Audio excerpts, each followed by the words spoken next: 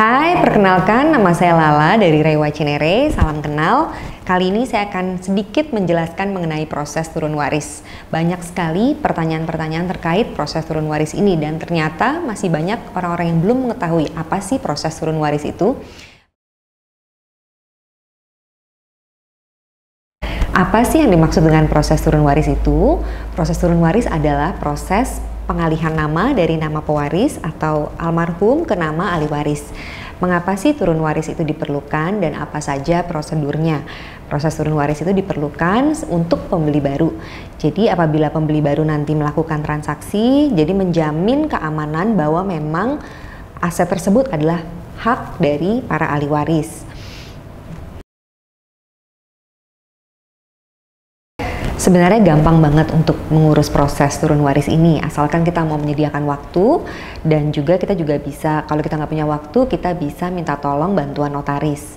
Prosedur-prosedurnya apa aja sih? Nah tentunya kita harus menyiapkan dokumen-dokumen penting untuk nanti kita bawa ke BPN. Yang pertama, dokumen yang kita harus bawa adalah surat kematian pewaris dari almarhum. Lalu yang kedua ada surat keterangan ahli waris, dan ketiga ada dokumen-dokumen penting pewaris dan para ahli waris. Dokumen-dokumen penting tersebut adalah KTP, kartu keluarga, akte kelahiran, lalu buku nikah untuk para ahli waris yang sudah menikah. Semua itu kita bawa ke BPN. Dan berapa lama sih untuk waktu pengurusannya? Untuk waktu pengurusannya tergantung dari 2 minggu sampai dengan 2 bulan. Tergantung berapa banyak nih yang ngantri di BPN nih. Kita harus ngantri juga kan.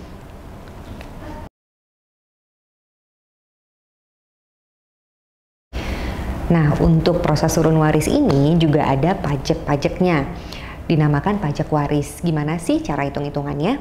Cara hitung-hitungannya NJOP, jadi kalau untuk wilayah Jakarta Selatan ya, NJOP dikurangin 350 juta, dikalikan 5%, dikalikan lagi 50%. Lalu untuk wilayah Depok, NJOP dikurangin 300 juta, dikalikan 5%, dikalikan 50%.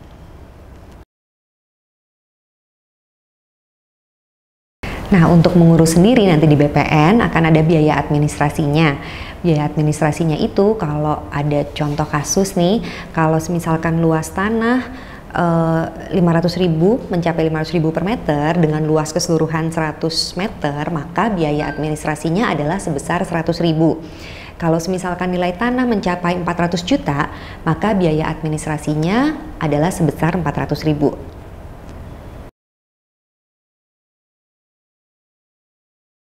Nah, ini ada pertanyaan lagi nih, ini penting nih karena lumayan banyak yang nggak tahu gimana sih cara membuat surat keterangan waris.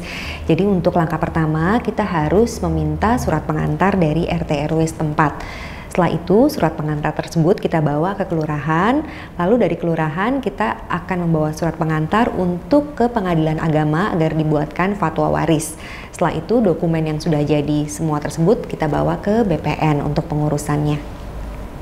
Sekian jawaban-jawaban dari pertanyaan-pertanyaan, semoga informasi ini dapat membantu. Sampai ketemu lagi di pembahasan selanjutnya. Terima kasih. Bye.